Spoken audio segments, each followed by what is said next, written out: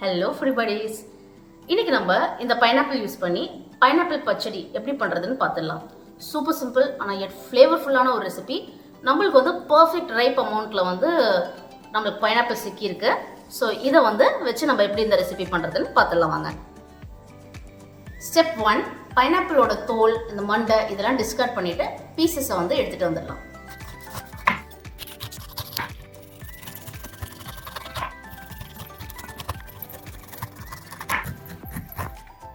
தோல்லாம் எடுத்தாச்சு. இப்போ நம்ம வந்து பீசஸாக கட் பண்ணிடலாம். இந்த பர்டிகுலர் டிஷ்ஷுக்கு வந்து நம்ம வந்து ரொம்ப பொடி பொடியாக சாப் பண்ணக்கூடாது. ஏன்னா வந்து பைனாப்பிள் தான் வந்து ஸ்டார் இன்க்ரீடியன்ட். ஸோ ஓரளவுக்கு வந்து பைட் சைஸ் பீசஸாக இருந்தால் தான் வந்து நல்லாயிருக்கும், உங்களுக்கு டேஸ்ட்டும் நல்லா வரும்.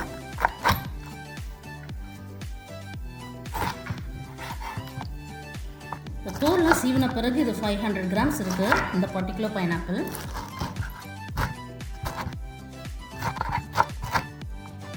இந்த பைனாப்பிள் கட் பண்ணிட்டு இருக்கும்போதே ஒருத்தங்களால் கண்ட்ரோலே பண்ண முடியலங்க. பயங்கரமான ஃபேன் பைனாப்பிளுக்கு. யாருன்னு பார்க்குறீங்களா? வேணுமா? Gentle gentle, thank you thank you. Okay, gentle, thank you. இப்போ தான் கட் பண்ணி வச்சுருக்கிற பீசஸை வந்து ஒரு கடாயில் மாற்றிடலாம்.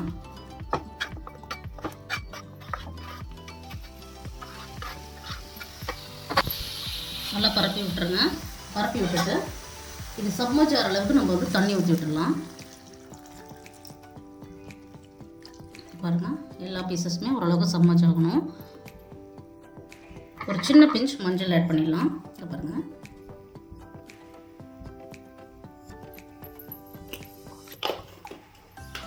அடுத்தது வந்து சால்ட் வந்து நான் இங்கே கல்லுப்பு யூஸ் பண்ணுறேன். ஒரு 1/2 டேபிள் ஸ்பூன் யூஸ் பண்ணுறேன். நீங்கள் வந்து பவுடர் சால்ட் யூஸ் பண்ணுறீங்கன்னா 1 டேபிள் ஸ்பூன் போடுங்க. அதுக்கப்புறம் உங்களோட சால்ட் ரிக்வயர்மெண்ட் ஏற்றபடி நீங்கள் வந்து மாற்றிக்கலாம். இப்படி லைட்டாக எல்லாமே மிக்ஸ் பண்ணி விட்டுடலாம். இதை வந்து க்ளோஸ் பண்ணி நல்லா வேகிற வரைக்கும் வெயிட் பண்ணிக்கலாம்.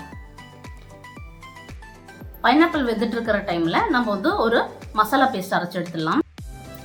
ஸோ இந்த மசாலாவுக்கு தேவையான இன்க்ரீடியன்ஸ் பார்த்திங்கன்னா கோகோனட். நான் வந்து 3 டேபிள் ஸ்பூன் கோகோனட் வந்து இங்கே எடுத்திருக்கேன். அடுத்ததாக வந்து 3 மீடியம் ஸ்பைஸ் அளவுக்கான க்ரீன் சில்லி. சப்போஸ் ரொம்ப ஸ்பைஸியாக இருந்ததுன்னா நீங்கள் 2 ஆட் பண்ணால் போதும். அடுத்ததாக வந்து 1/2 டேபிள் ஸ்பூன் சீரகம். அடுத்ததாக வந்து ஒரு 1/4 டேபிள் ஸ்பூனுக்கும் கொஞ்சம் கம்மியாக வந்து கடுகு. ஸோ இந்த கடுகு வந்து ஒரு நல்ல ஒரு பஞ்சன் டேஸ்ட்டு கொடுக்கும். அண்ட் லாஸ்ட்டாக வந்து ஒரு சின்ன சைஸ் வந்து ஜிஞ்சர் கட் பண்ணி வச்சுருக்கேன். ஸோ இது எல்லாத்தையும் சேர்த்து 3 to 4 டேபிள் ஸ்பூன் தண்ணி ஆட் பண்ணி இதை நல்ல ஒரு பேஸ்ட் மாதிரி பண்ணி எடுத்துக்க போகிறோம்.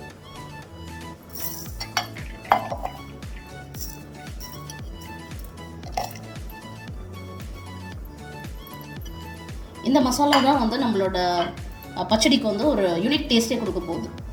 3 டேபிள் ஸ்பூன்ஸ் தண்ணி.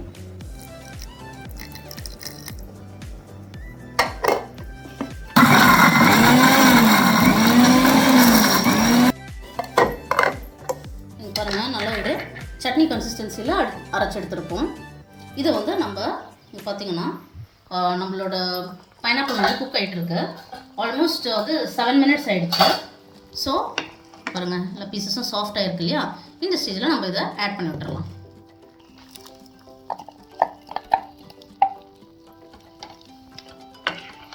நல்லா மிக்ஸ் பண்ணி விட்டுருங்க.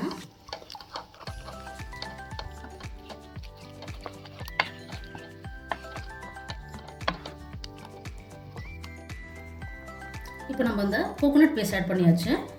ஒரு 2 மினிட்ஸ் கொதி வந்த பிறகு நம்ம வந்து இந்த ஜாகரி இதில் ஆட் பண்ணி விட்டுடலாம். சப்போஸ் உங்கள் பைனாப்பிள் வந்து நல்ல ரைப்பாக இருக்குது, அதை வச்சு நீங்கள் வந்து பச்சடி பண்ணுறீங்கன்னா இந்த ஜாகரி ஸ்டெப்பை வந்து நீங்கள் ஸ்கிப் பண்ணிக்கலாம். ஸோ இந்த மசாலா பேஸ் ஆட் பண்ணி வெல்லம் ஆட் பண்ணி எல்லாமே சூப்பராக கம்பைன் ஆகிடுச்சு. ஸோ இந்த ஸ்டேஜில் நான் ஆஃப் பண்ணிடுறேன். ஆஃப் பண்ணி நம்ம ஒரு 5 to 8 மினிட்ஸ் இதை நல்லா கொஞ்சம் கூலாக விட்டுடலாம். அதுக்கப்புறம் இங்கே பாருங்கள், ஒரு 150 to 200 ml திக் கர்ட், தண்ணி எதுவுமே ஆட் பண்ணாமல் இந்த மாதிரி உடச்சி வச்சுருக்கேன், பீட் பண்ணியிருக்கேன். நல்ல கூலான பிறகு தான் நம்ம வந்து தயிர் எப்போவுமே பச்சடி ரெசிபீஸ்க்கு, அவியல் ரெசிபீஸ்க்குலாம் ஆட் பண்ணணும். ரீசன் என்னன்னு பார்த்தீங்கன்னா, நல்லா ஹாட்டாக இருக்கும்போது நீங்கள் ஆட் பண்ணிட்டீங்கன்னா தயிர் வந்து பிரிஞ்சிடும். ஸோ அது வந்து டேஸ்ட்டை வந்து ஆல்டர் பண்ணும். எஸ்பெஷலி இந்த மாதிரி திக் தயிர்லாம் ஆட் பண்ணும்போது அந்த திக் தயிரோட டேஸ்ட் நம்மளுக்கு வந்து வரணும் அப்படின்னா இந்த மாதிரி கொஞ்சம் கூல் டவுன் ஆன பிறகு தான் நம்ம வந்து அதை ஆடே பண்ணணும். அதனால் வெயிட் பண்ணணும். அடுத்த ஸ்டெப் வந்து நம்ம வந்து தாளிக்கிறது பண்ணிடலாம். ஒரு 1.5 டேபிள் ஸ்பூன் கோகோனட் ஆயிலுங்க எடுத்திருக்கேன். கோகோனட் ஆயில் வந்து அட்டகாசமான ஒரு ஃப்ளேவர் கொடுக்கும் இதுக்கு. சப்போஸ் அது உங்ககிட்ட இல்லை அப்படின்னா நீங்கள் வந்து நியூட்ரல் ஃப்ளேவர்ட் ஆயில், அதாவது வந்து ரிஃபைண்ட் ஆயில் ஆர் வந்து கடலை எண்ணெய் அந்த மாதிரி கூட நீங்கள் யூஸ் பண்ணிக்கலாம். பட் எப்போ சான்ஸ் கிடைச்சாலும் ஒரு வாட்டி இந்த டிஷ் பண்ணும்போது மறக்காமல் அந்த தேங்காய் எண்ணெயில் வந்து தாளித்து இந்த டிஷ்ஷை டேஸ்ட் பண்ணி பாருங்கள். நான் என்ன சொல்ல வரேன்றது உங்களுக்கே புரியும்.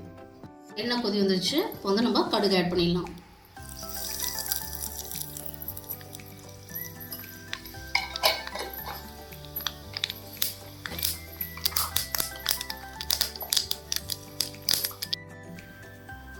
ரெட் சில்லி வந்து அதையும் போட்டுக்கலாம். ஒரு ரெட் சில்லி. இப்போ வந்து நம்ம இந்த தயிரை ஆட் பண்ணி விட்டுடலாம். நல்லா மிக்ஸ் பண்ணி விட்டுருங்க. நம்ம தாளிச்சு வச்சிருக்கிற இந்த இன்கிரீடியன்ஸை ஆட் பண்ணிடலாம்.